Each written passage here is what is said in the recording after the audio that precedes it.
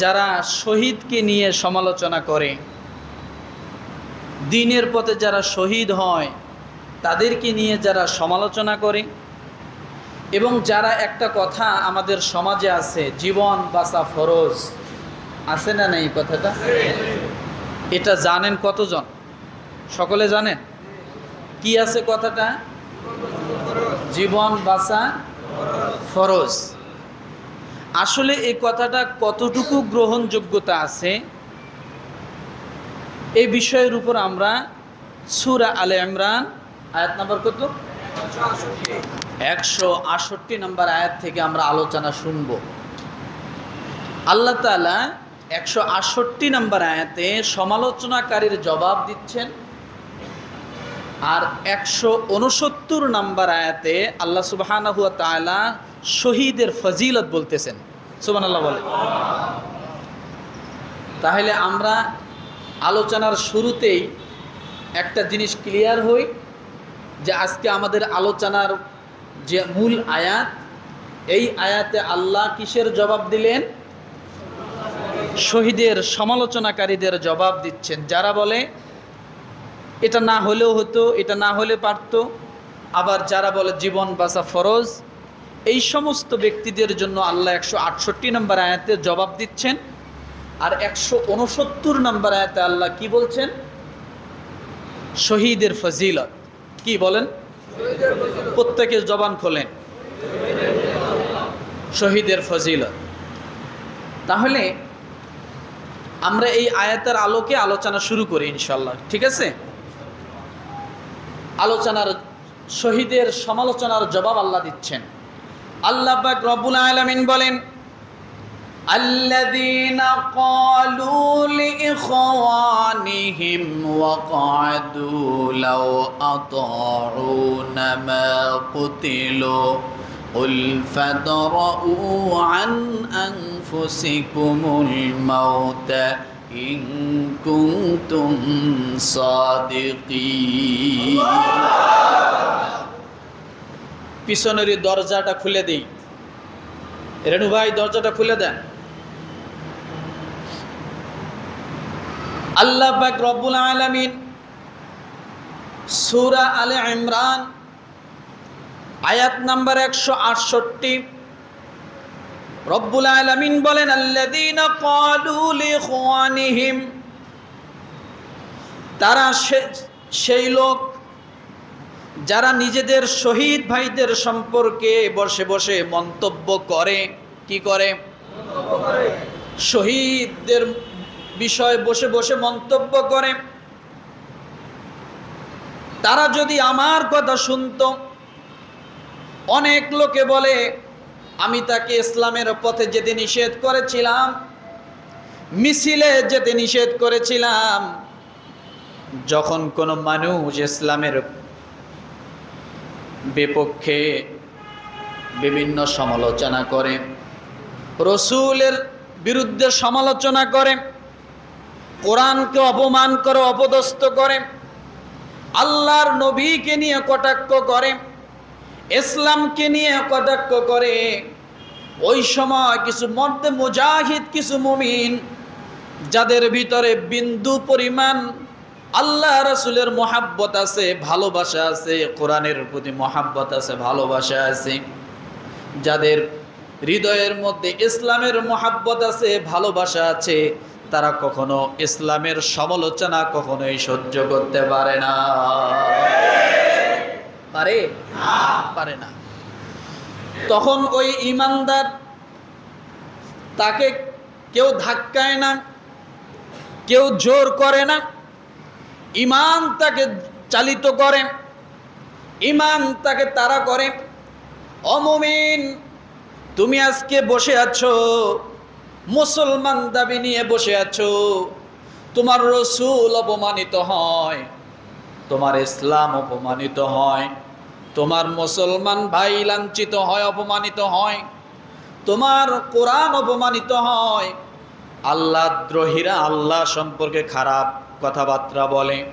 ও মুমিন, তুমি ঘরে বসে থাকো না। এই বসে থাকলে কখনোই তুমি তোমাকে নিজেকে মুমিন দাবি করতে পারো না। কখনোই নিজেকে মুমিন দাবি করা যাবে না। কারণ একটা সন্তান যদি তার বাবার সন্তান হিসেবে দাবি করে, ওই সন্তানের সামনে তার বাবাকে কেউ অপমান করলে সহ্য করতে পারবে না। কেউ গালি দিলে সন্তান যদি তার গায়ে রক্ত থাকে চুপ করে দাঁড়ায় থাকতে পারে না। তার বাবাকে কেউ যদি অপমান করে সন্তান হিসেবে সে দাঁড়িয়ে দাঁড়িয়ে দর্শক হয়ে থাকতে পারে না। কারণ সন্তান যদি সত্যিকার বাবার সন্তান হয়, সে কোনোদিন ওইভাবে চুপ করে থাকবে না, অবশ্যই শত্রুকে প্রতিহত করবে, বাবার অপমানকারীকে অবশ্যই সে প্রতিহত করবে। আর ওই সময় যে সমস্ত ছেলেগুলো, যে সমস্ত মানুষগুলো, যে সমস্ত মুসলমানগুলো আল্লাহ দ্রোহীদের বিরুদ্ধে রাস্তায় নামে, কোরআনের অপমান যারা করে তাদের বিরুদ্ধে রাস্তায় নামে, রসুলের বিরুদ্ধে যারা আচরণ করে তাদের বিরুদ্ধে যখন রাস্তায় নামে, ওই সমস্ত মানুষগুলোর জন্য অনেকে পিছন দিক থেকে বাধা দেয়। মিছিলে যেও না, মিটিংয়ে যেও না, বাবা তুমি চুপ থাকো, কথা ঠিক কিনা, তুমি দূরে থাকো। কারণ পুলিশ গুলি করে, রাষ্ট্র গুলি করে, রাষ্ট্রীয় সন্ত্রাসেরা গুলি করে, অতএব তুমি যেও না। এরপরও যখন কোনো ছেলে ইমানের জজবা নিয়ে সামনের দিকে অগ্রসর হয় আর রাস্তায় যখন গুলি খেয়ে মরে, পিছন দিক থেকে মানুষগুলো বলে আমরা 1000 বার নিষেধ করেছিলাম তারপরও গেছে, এটা যাওয়াটা তার উচিত হয়নি। রব্বুল আলামিন ওই নিষেধ করা মানুষগুলোর কথা বলছেন। তারা সেই লোক যারা নিজেদের শহীদ ভাইদের সম্পর্কে বসে বসে মন্তব্য করে যে তারা যদি আমাদের কথা শুনতো সেখানে যদি না যাইতো, আমাদের বারণ যদি তারা শুনতো সেখানে যদি না যেত, এভাবে তারা বলতে থাকে, তবে কতল হতো না, তারা শহীদ হতো না, সে ব্যক্তি মারা যেত না। এই কথা যখন বলে, রব্বুল আলামিন ডাক দিয়ে বলে তাদেরকে বলে দাও, কি বলে বলেন, কুল ফাদরউ আন আনফুসিকুমুল মাউতা। ব্যক্তিটা আজকে রাজ দরবারে, অর্থাৎ ব্যক্তিটা আজকে রাস্তায় যে আল্লাহ আল্লাহ রাসূলের বিরুদ্ধে চারণকারী ব্যক্তিদের বিরুদ্ধে যখন চলে গেছে, যাওয়ার পরে যখন তাদের বিরুদ্ধে যুদ্ধ ঘোষণা করলো, মিছিল মিটিংয়ে গেল, তোমরা এখন ইসলামের দোষ দিচ্ছ, ওই ব্যক্তিরকে দোষ দিচ্ছ, তোমরা নিষেধ করেছো শোনো নাই সেই জন্য গিয়েছে, এখন তোমরা তাকে দোষারোপ করছো। রব্বুল আলামিন ডাক দিয়ে বলে, তোমরা বলে দাও, তোমরা যদি সত্যবাদী হলো তাহলে তোমাদের ঘরে যে মৃত্যু হয় এই মৃত্যুকে কি তোমরা কোনোদিন ফিরাইতে পারবা? সে ওখানে গিয়েছে তাই তোমরা দোষারোপ করতেছো, তোমরা যারা যাওনি তাদের কি মৃত্যু হবে না? কথা বলেন, আরো জোরে বলেন, তাদের কি মৃত্যু হবে না? আল্লাহ সে কথাই বলছে যে ওখানে যাওয়ার কারণে সে মারা গেল আর তোমরা দোষারোপ করতেছো আমরা নিষেধ করেছি তারপরও গেল, এটা ঠিক হলো না, আমাদের কথা শুনলো না। আল্লাহ ওই সমস্ত সমালোচনাকারী ব্যক্তিদেরকে বলতেছে, কুল ফাদরউ আন আনফুসিকুমুল মাউতা ইন কুনতুম সাদিকিন, তোমাদের কথাই যদি সত্য হয় যে সে ওখানে গেছে বিদায় মারা গেছে, তাহলে তোমরা আজকে তাকিয়ে দেখো যে সমস্ত মানুষ মিছিল মিটিংয়ে যায়নি তারা আজকে ঘরে বসে কি তাদের মৃত্যু হয়নি? কথা বলেন। রব্বুল আলামিন সেই কথা বলেন, ঘরে বসেই যদি মৃত্যু হবে, মৃত্যুকে যদি তোমরা কেউ ফিরাতে না পারো, তাহলে ওই ব্যক্তি রাস্তায় যে আল্লাহ আল্লাহ রাসূলের বিরুদ্ধে যারা ঘোষণা করেছে তাদের বিরুদ্ধে এই ব্যক্তি লড়তে গিয়েছে, এই জন্য শহীদ হলো। এখন তোমরা দোষারোপ করতেছে ইসলাম মুসলমান বড় খারাপ, আমাদের কথা শুনলো না। আল্লাহ বলেন, তোমরা যদি তোমাদের কথায় সত্যবাদী হও তাহলে বাড়িতে বসে যারা মারা যায় তাদের ব্যাপারে তোমরা কি বলবা? কথা ঠিক কিনা? তাদের ব্যাপারে তোমরা কি বলবা? রব্বুল আলামিন ডাক দিয়ে বলেন, কুল ইন্নাল মাউতাল্লাযী তাফিররুনা মিনহু ফাইন্নাহু মুলাকীকুম সুম্মা তুরাদ্দুনা ইউরাদ্দুনা ইলা আলিমিল গায়বি ওয়াশ শাহাদাতি ফায়ুনাব্বিউকুম বিমা কুনতুম তা'মালুন। মরণ থেকে পালাও তুমি, মরণ তোমায় লইবে গিরি। যদিও সুদূর আকাশ পানে পালাও সেটায় লাগিয়ে সিঁড়ি। এ রোগের চিকিৎসক নাই, নাই সে ঔষধ জগতে। খুঁজিয়ে বাহির হলে, খুঁজিয়ে কাতর হলে কি কে হবে তোমাকে, কেউ কি পারবে ফিরাতে? কথা বলে। কেউ যদি মরণকে ভয় করে আকাশে চলে যায়, সেখানেও তাকে খুঁজে বাইর করে তার মৃত্যু হবে। কেউ যদি সিন্ধুকের ভিতরে ঢোকে, সেখানেও তার মৃত্যু হবে। এই মৃত্যু নামক রোগ থেকে তাকে কেউ বাঁচাতে পারবে না। একদিন না একদিন মরতেই হবে। কথা ঠিক না? তাহলে ইসলামের দোষ কেন হবে? মিছিলে যাওয়ার দোষ কেন হবে? মিটিংয়ে যাওয়ার দোষ কেন হবে? কথা ঠিক কিনা? রব্বুল আলামিন সূরা আলে ইমরানের 168 নম্বর আয়াতে এই কথা বলেন। আমার ভাইরা, এবার রব্বুল আলামিন ওই যারা শহীদ হলো তাদের কথা সূরা আলে ইমরানের 169 নম্বর আয়াতে বলেন, ওয়ালা তাহসাবান্নাল্লাযীনা কুতিলু ফি সাবিলিল্লাহি আমওয়াত বাল আহইয়াউন ইনদা রাব্বিহিম ইরযাকুন।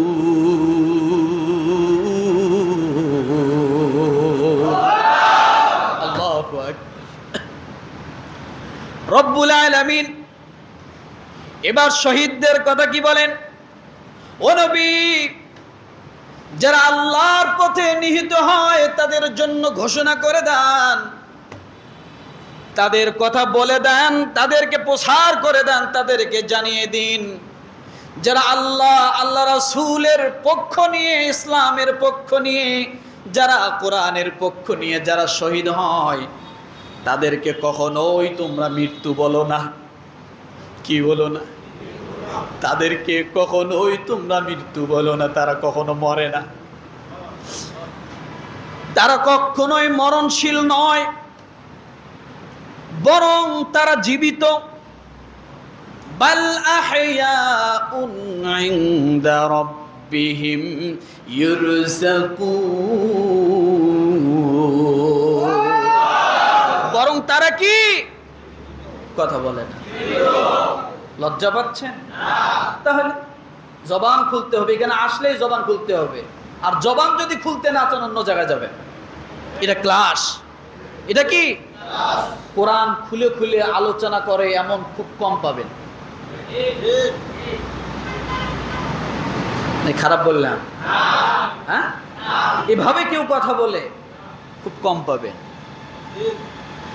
আমার ভাইরা, আল্লাহ বলেন বাল আহইয়াউন, বরং তারা জীবিত। রাস্তায় পড়ে থাকতে দেখেছো, বুলেট খেয়েছে, গুলি খেয়েছে, ইটপাটকেল খেয়ে মাথা থেতলিয়ে গেছে। তোমরা তাদেরকে মৃত্যু বলো না, অবশ্যই তারা জীবিত। বাল আহইয়াউন ইনদা রাব্বিহিম ইরযাকুন। বরং তারা যদি কবরে যায়, ওই কবরে তারা জীবিত। শুধু জীবিত নয়, আল্লাহ বলেন তোমার রব, তোমার প্রতিপালক ওই কবরের মধ্যে ওই শহীদের জন্য জান্নাত থেকে খাবারের ব্যবস্থা আল্লাহ নিজেই করে দেয়। আরো জোরে, আরো জোরে, জোরে। শুধু জীবিত না, আল্লাহ শুধুই জীবিত রেখে ক্ষান্ত হননি। আল্লাহ বলেন বাল আহইয়াউন ইনদা রাব্বিহিম ইরযাকুন। তার রবের নিকট থেকে ওই ব্যক্তির কবরে আল্লাহ জান্নাতি খাবার পৌঁছাতে থাকে। কি পৌঁছাতে থাকে? খাবার পৌঁছাতে থাকে। এটা হলো একটা খাবারের ব্যাখ্যা। এই রিজিকের ব্যাখ্যা যদি আমি আরো করি, এই রিজিকের ব্যাখ্যা হলো যে সমস্ত মানুষগুলো আল্লাহর পথে শহীদ হয়, যে সমস্ত মানুষগুলো আল্লাহর পথে জীবন দেয়, আল্লাহ এই রিজিকের ব্যাখ্যা করতে যে আল্লাহ তাআলা কথাও বলেছেন, শহীদের পরিবারকে আমার আল্লাহ তাআলা কখনোই লাঞ্ছনা করেন না। কি করেন না? লাঞ্ছনা করেন না। আল্লাহ তাদেরকে হেফাজত করেন। কি করেন বলেন? তাদেরকে আল্লাহ হেফাজত করেন। তাহলে আমরা এই দুইটি আয়াত সূরা আলে ইমরান আয়াত নাম্বার 168, আয়াত নাম্বার 169, দুই আয়াত থেকে আমরা দুইটা বিষয় জানলাম। একটা বিষয় হলো যারা ইসলামের পথে যে শহীদ হয় তাদের পিছনে কিছু লোক আছে সমালোচনা করে। আল্লাহ তাদের জবাব কি দিলেন যে তোমরা কেন সমালোচনা করো? সে শহীদ হয়েছে এই জন্য, তোমরা যাইতে বারণ করেছো তারপরও গেছে সেই জন্য। আচ্ছা বলো, ঘরের ভিতরে কি মানুষ মারা যায় না? আল্লাহ সে কথাটাই প্রশ্ন ছুড়ে দিয়েছেন সমালোচনাকারীদের জন্য। দ্বিতীয় আল্লাহ 169 নম্বর আয়াতে যে কথাটা বললেন যে যারা শহীদ হয় তোমরা তাদেরকে কি করো না? মৃত্যু মনে করো না। তারা জীবিত, শুধুই জীবিত না, বাল আহইয়াউন ইনদা রাব্বিহিম, আল্লাহ তোমার রবের পক্ষ থেকে, তোমার রবের নিকট থেকে আমি আল্লাহ তাদের জন্য রিজিকের ফয়সালা করে দেই। তাহলে শহীদের মর্যাদা আছে না নাই? আছে না নাই? কি মর্যাদা দুনিয়াতে এটা হলো বুঝলাম, কবরে কি মর্যাদা সেটাও বুঝলাম। যারা জান্নাতি খাবার খাবে ওই কবরে মনে হয় তাদের আযাব হয়? কথা বলেন।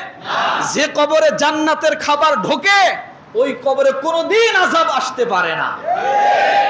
কারণ রহমত আর আযাব কখনোই এক থাকে না, দুইটা দুই দিকে। দুইটা কি? দুই দিকে আমার ভাইরা। তাহলে এই হলো কবরের অবস্থা। কবরে তার সম্মান, সে মৃত নয়, সে কি? আর তার জন্য কি? রিজিকের ফয়সালা। এবার কিয়ামতের ময়দানে কি হবে? রব্বুল আলামিন সেটাও ডাক দিয়ে বলেন, কিয়ামতের ময়দানে ওই শহীদ যখন কিয়ামতের ময়দানে উঠবে, আমি আল্লাহ তাআলা ওই শহীদকে আমার আরশের নিচে তাকে ছায়া দান করে দেব। এটা স্পেশাল সম্মান। এটা কি? স্পেশাল সম্মান। শুধু তাই নয়, রব্বুল আলামিন অন্য জায়গায় বলেন, শহীদ যখন কিয়ামতের ময়দানে উঠবে, আমি আল্লাহ তাআলা হিসাবের কাঠ গড়ায় দাঁড় করায় অপমানিত করব না, বিনা হিসাবে তার জন্য জান্নাতের ফয়সালা করে দেব। এই হলো শহীদ। এই হলো কি? শহীদ। আর যারা শুহাদা, যারা শহীদ হন, তাদের আত্মাগুলো জান্নাতের সবুজ আকার ধারণ করে পাখি হয়ে তারা ঘুরে বেড়ায়। সুবহানাল্লাহ। আমার ভাইরা, সেই শুহাদায়ে কারবালার কথাটা আনার জন্যই আমি এখানে আসছি। সেই কারবালার ইতিহাস মর্মান্তিক ইতিহাস, কথা ঠিক কিনা? কারবালার ইতিহাস মুসলমানকে নতুন করে বাঁচতে শেখায়, মুসলমানকে নতুন করে জাগতে শেখায়, মুসলমানকে নতুন করে প্রতিহত করার জন্য শেখায়, মুসলমানকে নতুন করে কারবালার ইতিহাস শক্তি সঞ্চয় করে। এটাই হলো কারবালা। এটাই কি আমার ভাইরা? কারবালা এই নামটা আগে ছিল না, ভালো করে বুঝুন। শুরু করছি আমি কারবালার ইতিহাস। কারবালার নামটা আগে ছিল না। এটা শুধুমাত্র ফোরাত নদীর তীরে অবস্থিত একটি প্রান্ত, একটি জায়গা, একেবারে নদীর তীরে।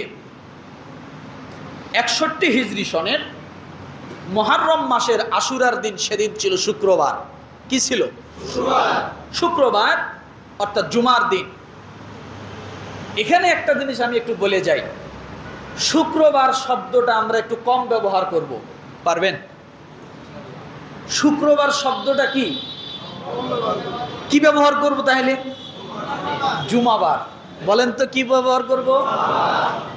কারণ জুমাবার বললে প্রতিটা হরফের বিনিময়ে 10 নেকি পাবেন।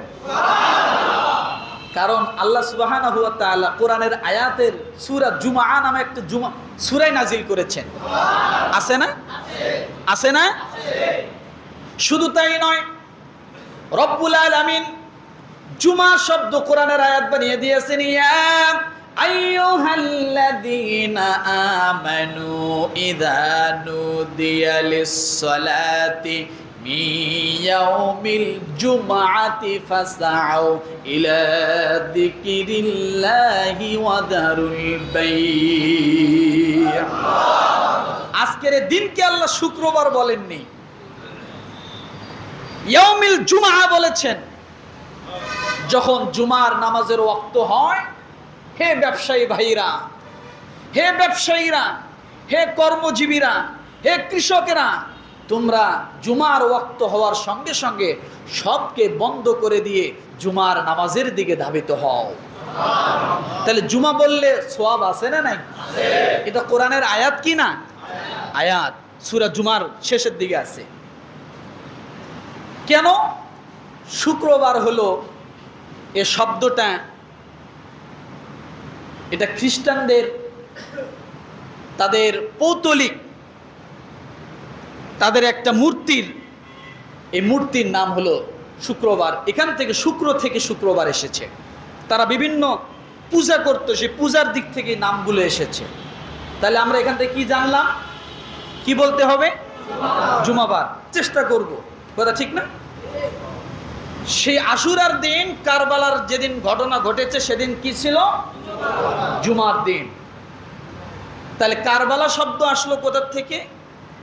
কারবালা অর্থাৎ কারিব, কার্বুন, কার্ব, এটার অর্থ হলো সংকট। কার্ব অর্থ কি? কার্ব অর্থ কফ র বা, কার্ব, এটার অর্থ কি? সংকট। বালা অর্থ মুসিবত। বালা অর্থ কি? বালা অর্থ কেউ ঘুমায় নাকি? ঘুমাইলে বাইর করে দেন মসজিদ থেকে। তাহলে কারবালা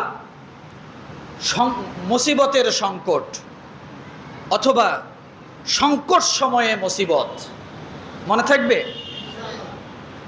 এই হলো কারবালা। আমার ভাইরে, সেটা ছিল ফোরাত নদীর তীরে। সেই ফোরাত নদীর পানিও আজ সেই হৃদয় বিদারক ঘটনার সাক্ষী হয়ে আছে। আছে না নাই? কথা বলে। এটার শুরু লগ্ন থেকে যদি আমি বলতে চাই, 2-1 জুমায় হবে না, কয়েক জুমা দরকার। এই কারবালার আগে অসংখ্য ঘটনা আছে। তার মধ্যে থেকে বলি, রাসূল সাল্লাল্লাহু আলাইহি সাল্লাম ওফাতের পরে প্রথম খলিফার নাম কি বললেন না? কে? সকলে বলেন।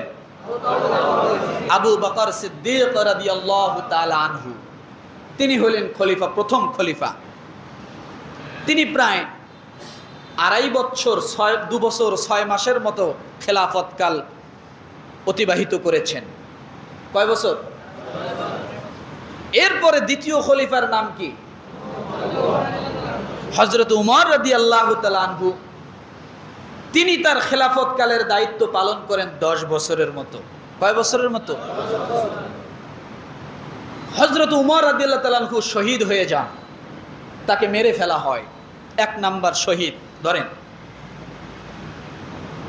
তৃতীয় নম্বরে খেলাফতের দায়িত্ব পান হযরত ওসমান রাদিয়াল্লাহু তাআলা আনহু।